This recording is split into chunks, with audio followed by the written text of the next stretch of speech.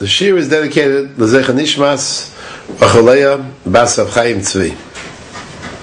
In the last shir, we began to discuss Masim Simliim of the Nevi'im, concrete actions that were performed by Nevi'ei Hadoros, and these concrete actions are symbolic and in effect portend different types of consequences in the future.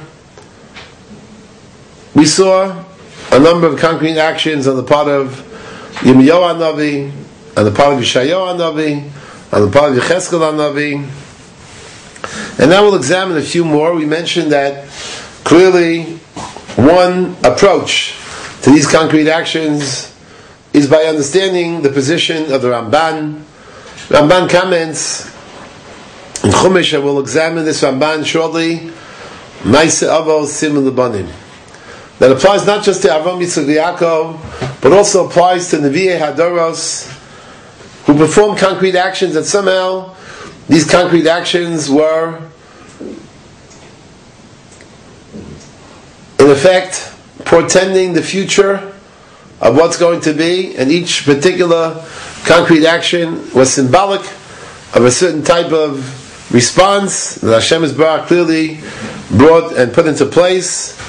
Let's just give a few more examples besides those that we mentioned among the major Nevi'im, Yeshayahu, Yirmiyahu, and Yecheskel. Let's show a number of examples, perhaps a bit earlier. The Torah has, in the well-known discussion at the end of Parashat Beshalach, in the context of the Milchama with Amalek, the Torah mentions in Perek Zayin the following psukim. Vayover Amalek vayilachem Misra befidim. Here we have a battle with Amalek. Vayom Moshe Yoshua bechal lanu anoshim b'tzei ilachim Amalek. Marcha nochi nitzav Moshe Givo mati Elokim biyadi. Hashem Yisbarach through Moshe Rabbeinu tells Yoshua to choose people and go to battle with Amalek. Tomorrow I'm going to stand on the top of the hill. Yeshua carries out the dictum, the directive of Moshe Rabbeinu. Moshe Aaron Bechur Ado Rosh HaGiva. They ascended to the Giva. When Moshe Rabbeinu raised his hands, then Klal Yisrael, in effect, was Menatzeach. And when Moshe Rabbeinu, when his hands are, shall we say, lowered, Amalek somehow prevails. Videi Moshe kvedim, Moshe Rabbeinu's hands grew heavy. Vayichu evim vayasimu sachta vayishev alav, Yaron v'chur tamchu biyada mizechad mizechad, vayiyada v'emunah bo hashomesh. So the Mishnah writes in Maseches Rosh Hashanah, v'chiyadav shemoshe oisais milchama, oishayves milchama. He said the hands of Moshe Rabbeinu that were responsible for being victorious, for prevailing, or chas v'shalom when the hands were down, when they were lowered, for losing the battle. Elo, the Mishnah says, Kol zman she'yisrael mistaklin klapi avim she'mashamayim. As long as Chal Yisrael look to Hashem Yisbarach and have emunah in Hashem Yisbarach, miyad goyrim, their situation, of course, is going to be one, well, they'll prevail.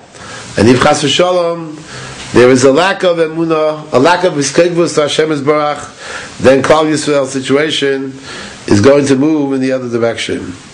In other words, it's not so much the hands of Moshe Rabbeinu that won the battle, lost the battle, but rather when Klal Yisrael were miskayfeif, when they showed emunah and they were subjected themselves to Hashem Yisbarach, they would prevail, otherwise they would fail.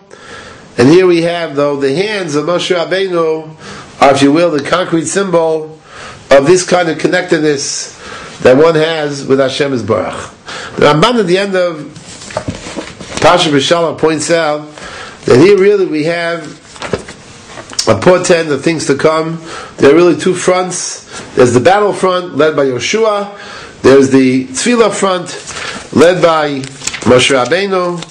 And both of these fronts are clearly necessary in order to prevail against our enemies. But the concrete action of Yadayim is something here which is very blatant. The Ramban writes when the Torah says, "Vayi yodav emunah bo hashomesh," Ramban says, "Shoyu omnos v'kayamos biram emuson." Ramban refers to psukim, and the Ramban also understands this al derech ha'emes.